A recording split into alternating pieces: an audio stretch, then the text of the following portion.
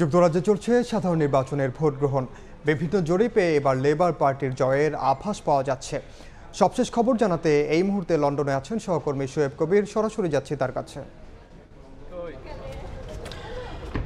যুক্তরাজ্যের রাজধানীর সময় সকাল 7টায় যুক্তরাজ্যের ভোট গ্রহণ শুরু হয়েছে এবং এটি চলবে রাত 10টা পর্যন্ত। এই দীর্ঘ সময়ে ব্রিটেনে যারা ভোটার রয়েছেন তারা ভোট দিবেন। ইতিমধ্যেই কনজারভেটিভ দলীয় প্রধান ঋষি সুনাক এবং লেবার দলীয় প্রধান কেয়ার স্টারমার তারা তাদের নিজ নিজ ভোট কেন্দ্রে সস্ত্রীক তারা ভোট দিয়েছেন।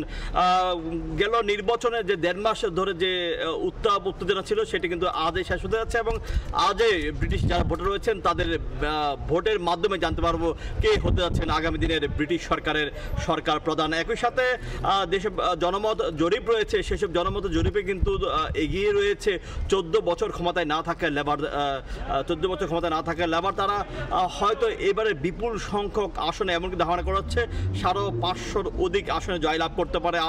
আর এই ফলাফলের প্রতিফলনে হয়তো মুখ থুবড়ে পড়তে পারে কনজারভেটিভ সরকারের ঋষি সুনাক। এবং তারা ধারণা করা হচ্ছে যে কনজারভেটিভ পার্টির প্রতিষ্ঠার পর থেকে তাদের ইতিহাসের সবচেয়ে বেশি সংখ্যক আসনের পরাজয় তাদের হয়তো বরণ করতে হতে পারে। একই সাথে কিন্তু লেবারও কিন্তু সর্বোচ্চ সংখ্যক আসনে দেখা গিয়েছে। আর এখানে তৃতীয় পক্ষ হিসেবে এখন যেটি বেশ সক্রিয় হয়ে রয়েছে রিফর্ম পার্টি ইউকে, এর মূল যে নেতা রয়েছেন নাইজেল ফারাজ, তিনি কিন্তু খুব সক্রিয় রয়েছেন এবং কনজারভেটিভ ধারণা যে কনজারভেটিভের বেশ কিছু সংখ্যক হয়তো ভোট তারা হয়তো ভাগ বসাতে পারে।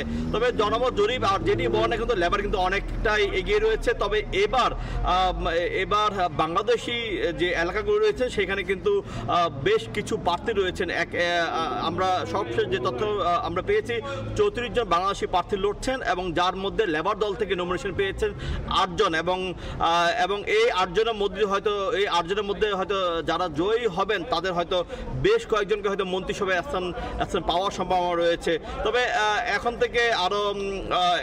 এখন থেকে আরো প্রায় বাংলাদেশ সময় আমরা আগামীকাল সকাল থেকে জানতে পারবো